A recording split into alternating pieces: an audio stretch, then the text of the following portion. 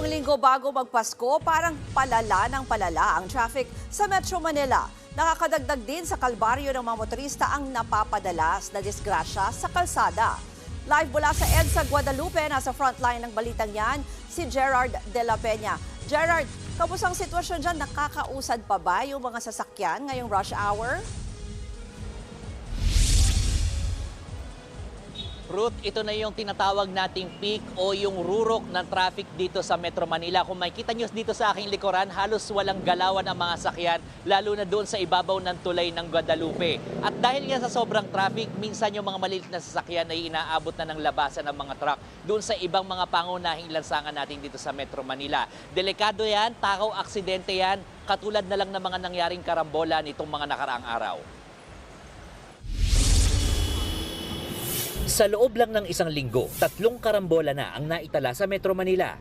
Una, sa Katipunan Avenue sa Quezon City, may truck na ng araro ng mga sasakyan na ikinamatay ng 4 na tao. Gabi ang nangyari. Makalipas lang ang 2 araw, isa naman ang nasawi sa karambola sa Skyway sa Parañaque. Gabi rin niya nangyari at isa ring truck ang nang araro.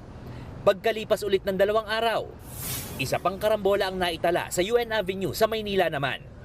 Dahil sa mga aksidenteng yan sa kalsada, nababahala ang mga motorista sa Metro Manila. Actually, natatakot din po. Kaya lang talagang muro na ingat pa rin talaga.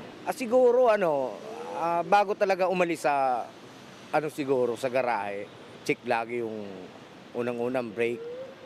Yung gulong, laging lalong-lalo na truck yung mga dala nila. Kaya mag-ingat na sa pagmamaneho. Pinatawag ng MMDA ang mga grupo ng mga truck operator, motorcycle taxi at iba pang transport groups. Hinihingi ang tulong nila kung paanong maiiwasan ang mga aksidente sa kalsada. Bakit ba nagkakaroon ng ganitong aksidente? Overwork po ba yung ating nagmamaneho? Well-maintained ba yung ating mga sasakyan? Ano po ba ito? Human error? Ipinunto rin ng MMDA na dapat alam ng mga may-ari ng truck ang kapasidad ng kanilang sasakyan. Nagdudulot kasi ng aksidente ang overloading.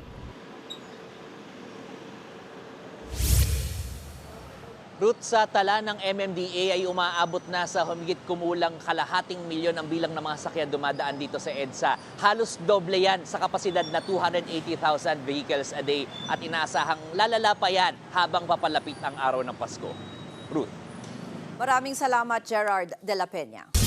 Mga kapatid, Cheryl Cosim po, huwag maging huli at maging una sa lahat sa balitaan. Para sa tuloy-tuloy na talakayan sa Frontline, mag-follow at mag-subscribe sa social media pages ng News 5.